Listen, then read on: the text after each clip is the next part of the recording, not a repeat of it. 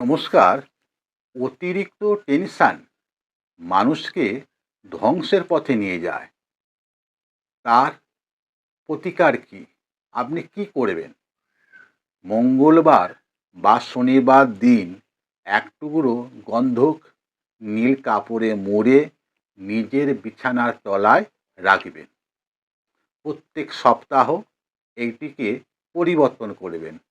পরপর ৩টি সপ্তাহ প্রতিদিন শান্তভাবে কালী মায়ের সামনে প্রদীপ জ্বালিয়ে ৩টি লবঙ্গ নিজের মাথায় ঘুরিয়ে নিয়ে প্রদীপে ফেলে দিন।